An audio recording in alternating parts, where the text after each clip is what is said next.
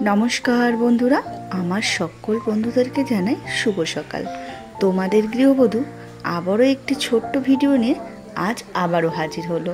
তো তোমাদের গৃহবধূর ভিডিওগুলো কি ভালো লাগছে নাকি ভালো লাগছে না, তোমরা কিন্তু কমেন্ট করে আমাকে অবশ্যই জানিও। আর সবার আগে তো তোমাদের শুভ সকাল বলতেই ভুলে গেছি। তো আমার সকল বন্ধুদেরকে জানাই শুভ সকাল, সবার দিনটি যেন ভালো কাটে। আজ সকালবেলা উঠেই দেখছি মা বাড়ির সামনে সব ঘাসগুলো তুলছে। যেহেতু বর্ষাকাল পড়ে গেছে, জলগুলোও বেশ পাচ্ছে গাছগুলো, আর দিব্যি বেড়ে উঠছে।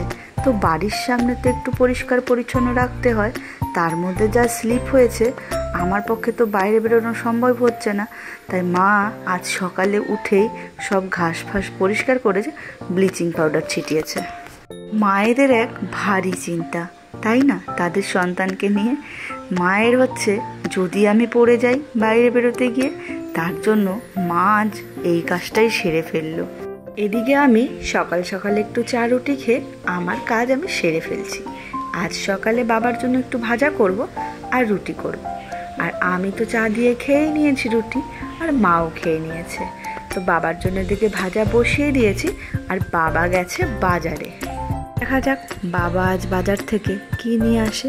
আর এদিকে আমি কেটে নিয়েছি একটু বাঁধাকপি আর সর্ষে শাক আর ধনেপাতা একসাথে, মা বলেছে আজ বেটে খাওয়াবে। এটা কিন্তু দারুণ লাগে। এদিকে বাবাও বাজার থেকে চলে এসছে। বাবা আজ ইলিশ মাছ এনেছে আর মাছের মাথা। মাছের মাথাটা অবশ্য আমি আনতে বলেছিলাম, আজ আমার একটু ইচ্ছে হয়েছে মাছের মাথা দিয়ে বাঁধাকপি খাওয়ার। আর যেহেতু বর্ষা পড়ে গেছে, বর্ষার কাল, বাবার ইলিশ মাছ ভারী পছন্দের। তাই বাবা চেষ্টা করে বাড়িতে যেদিন সবাই থাকবো সেই দিন ইলিশ মাছটা আনার।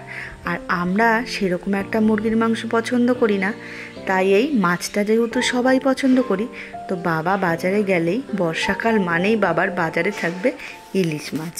কিন্তু পছন্দ করলে কি হবে, খাওয়ার সময় দেখা যাচ্ছে সে খাচ্ছে অর্ধেক। যদি বলি কেন বাবা অর্ধেক খাচ্ছ, বলে আরে আমি তো এনেছি তোমাদের জন্যই, তোমরা খাও। সব বাবারা বুঝি এরকমটাই হয়, তাই না?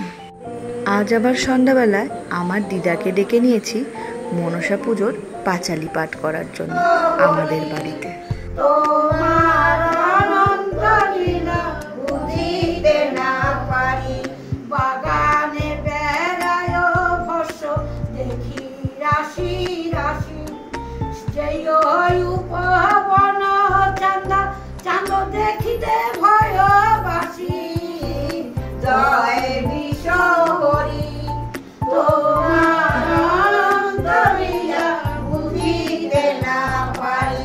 যেহেতু সামনেই মনসা পুজো, আর আমার দিদা এই মনসার পাঁচালি পাঠ করে। ঠিক পুজোর 1 মাস আগে থাকতে দিদা পাঁচালি পাঠ করা শুরু করে। মানে 1 মাসের মধ্যে পুরো বইটি নাকি শেষ করতে হবে। আর 1 মাসের মধ্যে যদি পুরো পাতা শেষ হয়ে যায়, তাহলে লাস্টের 1 পাতা রেখে দেয়, সেটা ওই পুজোর দিন পরে। তাহলে বন্ধুরা, সন্ধ্যার টিফিন খাওয়া দিয়েই আজকের ভিডিওটা শেষ করলাম।